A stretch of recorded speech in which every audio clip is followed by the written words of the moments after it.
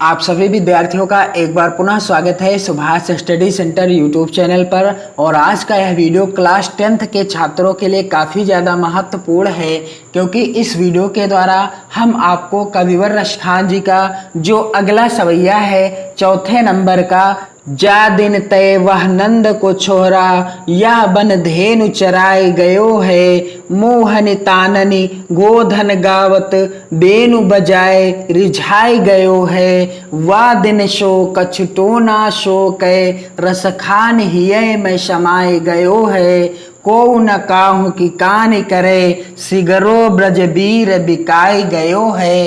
इस सवैये का हम आपको संदर्भ लिखने का तरीका बताएंगे, इसकी सबसे सरल व्याख्या क्या हो जाएगी और इसकी व्याख्या कैसे लिखी जाएगी, इसका काव्यगत सौंदर्य कैसे लिखा जाएगा, क्योंकि आपकी बोर्ड परीक्षा में यहाँ से 6 नंबर का प्रश्न आता है जिसमें पूछा जाता है कि आप निम्नलिखित में से किसी एक का संदर्भ लिखिए। किसका? पद्यांश का। निम्नलिखित में से किसी एक पद्यांश का संदर्भ लिखिए और उसकी व्याख्या कीजिए तथा काव्यगत सौंदर्य भी लिखिए। 6 नंबर का प्रश्न पूछा जाता है, 2 पद्यांश दिए रहते हैं, आपको किसी एक का संदर्भ, व्याख्या और काव्यगत सौंदर्य लिखना होता है। तो चलिए इसका आप संदर्भ, व्याख्या और काव्यगत सौंदर्य कैसे लिखेंगे और इसकी सरल व्याख्या क्या हो जाएगी। तो यदि आपने अभी तक चैनल को सब्सक्राइब ना किया हो तो चैनल को सब्सक्राइब कर लें, क्योंकि यहाँ पर हम आपको इस चैप्टर वाइज वीडियो उपलब्ध कराते रहते हैं जो आपकी बोर्ड परीक्षा के लिए महत्वपूर्ण हैं। और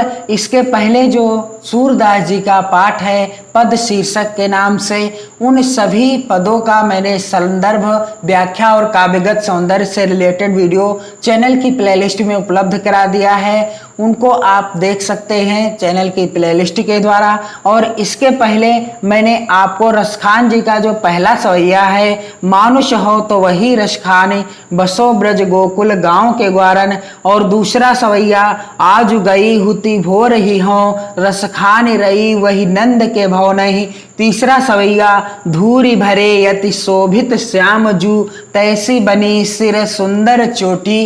इन सभी का संदर्भ, व्याख्या और काव्यगत सौंदर्य से रिलेटेड वीडियो चैनल की प्लेलिस्ट में उपलब्ध करा दिया है, आप जाकर चेक कर सकते हैं और अपनी नोट्स बना सकते हैं। तो चलिए इसका आप सबसे पहले संदर्भ कैसे लिखेंगे, संदर्भ लिखने का तरीका क्या है और संदर्भ लिखते समय कौन कौन से बिंदु आपको ध्यान रखने हैं। सबसे पहले आपको पद्यांश के प्रथम 2 या 3 शब्दों को इस तरह से लिख देना है जैसे मैंने आपको यहाँ पर लिखकर बताने का प्रयास किया है, जा दिन तय। इसके बाद आपको लास्ट के शब्दों को इस तरह से लिख देना है, 2 या 3 शब्दों को लिख सकते हैं, 2 भी शब्दों को आप लिख सकते हैं, बिकाए गयो है।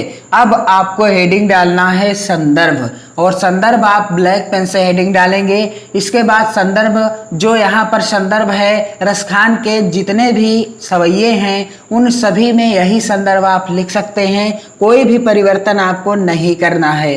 प्रस्तुत पद्यांश हमारी पाठ्य पुस्तक हिंदी के काव्य खंड में संकलित सवैये शीर्षक से उद्धृत है, जिसके रचयिता कविवर रसखान जी हैं। प्रस्तुत पद्यांश हमारी पाठ्य पुस्तक हिंदी के काव्यखंड में संकलित सवैये शीर्षक से उद्धृत है, जिसके रचयिता कौन हैं? कविवर रसखान जी हैं। और आपको ध्यान क्या देना है कि प्रस्तुत पद्यांश हमारी पाठ्य पुस्तक हिंदी आप ब्लैक पेन से लिखेंगे, कि काव्यखंड भी आपको ब्लैक पेन से लिखना है। काव्यखंड का भाग है इसलिए काव्यखंड लिखा गया है, यदि कोई गद्यांश होगा तो आप गद्यखंड लिखेंगे। में संकलित सवैये, सवैये यानी पाठ का नाम या शीर्षक का नाम आपको ब्लैक पेन से लिखना है। मैंने प्रत्येक वीडियो में आपको संदर्भ लिखने का तरीका बताने का प्रयास किया है। और जिसके रचयिता कविवर रसखान, कवि का नाम यानी रचयिता का नाम भी आपको ब्लैक पेन से ही लिखना है, रसखान जी हैं। संदर्भ लिखते समय आपको इन बिंदुओं को ध्यान रखना है, बाकी कुछ नहीं ध्यान रखना। और अब इसकी सरल व्याख्या क्या हो जाएगी दिए गए रसखान के सवैये की। तो चलिए मैं आपको सबसे पहले व्याख्या आसान शब्दों में बता दूं, फिर बताऊंगा कि आप व्याख्या और काव्यगत सौंदर्य कैसे लिखेंगे। जा दिन तय वह नंद को छोरा या बन धेनु चराए गयो है। एक गोपी अपनी दूसरी सखी से कहती है कि हे सखी, जिस दिन से वह नंद का छोरा अर्थात भगवान श्री कृष्ण या वन धेनु चराए गयो है, इस वन में धेनु यानी गायों को चरा कर गया है और मोहन तानन गोधन गावत बेनु बजाय रिझाए गयो है, और उसने क्या किया है, अपनी बंसी को बजाकर तथा उस पर मोहक गोधन गीत की तान सुनाकर हमें रिझाकर चला गया है। कहने का अर्थ है कि गोपी अपनी दूसरी सखी से कहती है कि जिस दिन से वह नंद का छोरा अर्थात भगवान श्री कृष्ण इस वन में अपनी गायों को चराकर, कहने का अर्थ है कि एक सखी अपनी दूसरी सखी से क्या कह रही है कि जिस दिन से वह नंद को छोरा यानी भगवान श्री कृष्ण इस वन में अपनी गायों को चराकर और अपनी बंसी को बजाकर तथा उस पर मोहक गोधन गीतान सुनाकर हमें रिझा कर गया है, उस दिन से क्या हो गया है, वह दिन सो कछिटो न सोके रस खान हिय में समाये गयो है। क्या कहती है अपनी सखी से दूसरी सखी कि उसी दिन से कुछ टोना टोटका सा करके वह रस की खान अर्थात श्री कृष्ण हमारे हृदयों में क्या हो गया है, समा गया है। वह दिन सो कछ टोना सो कहे रस खान हिय में समाये गयो है, को न काहू की कान करे सिगरो ब्रज वीर बिकाई गयो है।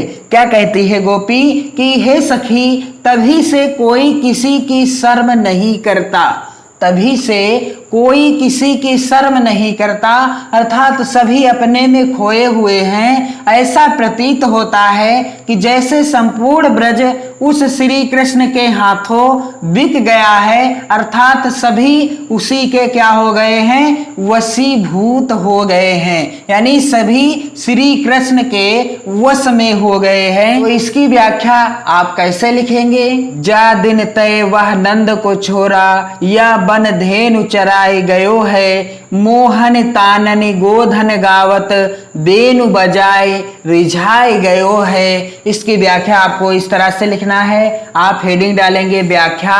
एक गोपी अपनी सखी से कह रही है कि हे सखी, जिस दिन से वह नंद का पुत्र अर्थात भगवान श्री कृष्ण इस वन में अपनी गायों को चराकर अपनी बंसी को बजाकर तथा उस पर मोहक गोधन गीत की तान सुनाकर हमें रिझा कर गया है, तभी से क्या हो गया है कि जा दिन तय वह नंद को छोरा या बन धेनु चराए गयो है, मोहन तानन गोधन गावत बेनु बजाय रिझाए गयो है, वह दिन सो कछ टोना सो कहे रस खान हिय में समाये गयो है। और उसी दिन से क्या हो गया है, अपनी सखी से आगे गोपी क्या कहती है कि उसी दिन से कोई टोना टोटका सा करके वह रस की खान अर्थात श्री कृष्ण हमारे हृदयों में समा गया है। क्या कहती है गोपी कि जिस दिन से वह नंद का पुत्र इस वन में अपनी गायों को चराकर अपनी वंशी को बजाकर तथा उस पर मोहक गोधन गीत की तान सुनाकर हमें रिझा कर गया है, उसी दिन से क्या हो गया है कि उसी दिन से कोई टोना टोटका सा करके वह रस की खान अर्थात श्री कृष्ण हमारे हृदयों में समा गया है। आगे कविवर रसखान लिखते हैं कि वह दिन सो कछटोना सो के रस खान हिय में समाये गयो है, को न काहू की कान करे, को न काहू की कान करे सिगरो ब्रज वीर बिकाए गयो है। क्या हो जाएगी इसकी व्याख्या कि हे सखी, तभी से कोई किसी की शर्म नहीं करता है, जब से भगवान श्री कृष्ण यानी नंद का छोरा इस वन में अपनी गायों को चराकर अपनी मधुर बंसी को बजाकर और उस पर मोहक गोधन गीत की तान सुनाकर गया है, तभी से हम सभी पर ऐसा हो गया है कि किसी ने टोना टोटका कर दिया हो और वह हमारे हृदय में समा गया है। और तभी से क्या हो रहा है यहाँ पर, को न काहू की कान करे सिगरो ब्रज वीर बिकाए गयो है, कि तभी से कोई किसी की शर्म नहीं करता है। ऐसा प्रतीत होता है कि जैसे कि संपूर्ण ब्रज उस श्री कृष्ण के हाथों बिक गया है, अर्थात उसके वशीभूत हो गया है।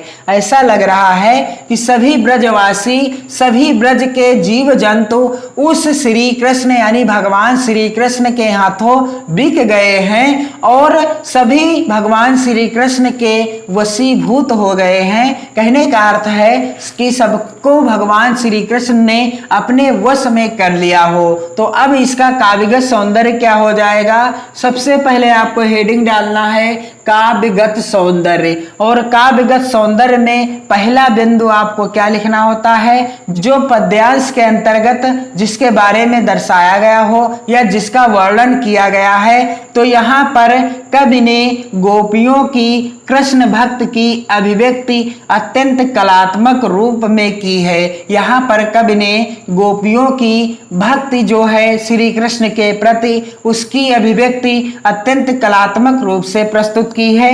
और भाषा क्या है, भाषा है अगला बिंदु जो होगा भाषा का होगा। और रसखान के जितने भी सवैये आपकी पाठ्य पुस्तक में हैं उन सभी की भाषा क्या है, ब्रज भाषा है। तो ये कॉमन बिंदु है, आपको याद रखना चाहिए कि रसखान के जितने भी सवैये आपकी पाठ्य पुस्तक में हैं उन सभी की भाषा ब्रज भाषा है। और अगला बिंदु है रस। तो यहाँ पर किस रस की अनुभूति होती है, श्रृंगार रस। कौन सा रस है, श्रृंगार रस है। और अगला बिंदु है छंद।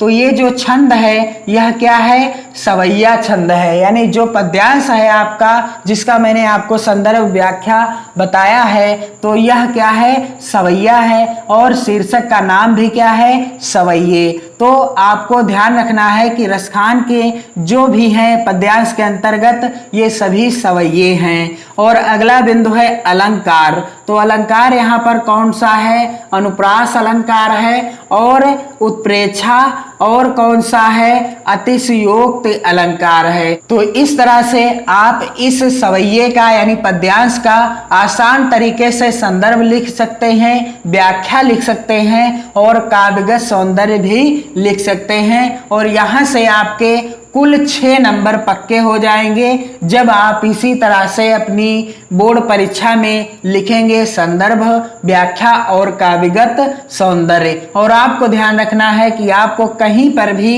रेड पेन का इस्तेमाल नहीं करना है, सिर्फ और सिर्फ आपको ब्लैक और ब्लू, काला और नीला पेन का ही इस्तेमाल करना है, चाहे आप नोट्स बना रहे हो, चाहे आप बोर्ड परीक्षा में लिख रहे हो। तो इस वीडियो के द्वारा हमने आपको बताया रसखान का जो अगला सवैया था, जो चौथे नंबर का, इसका संदर्भ लिखने का तरीका, व्याख्या और काव्यगत सौंदर्य लिखने का तरीका। तो आप इस वीडियो को अपने मित्रों में भी शेयर करें और चैनल के साथ जुड़कर अपनी बोर्ड परीक्षा 2022 की विधिवत तैयारी कर लें। पढ़ते रहिए, मस्त रहिए, खुश रहिए, खुशियां बांटते रहिए। जय हिंद।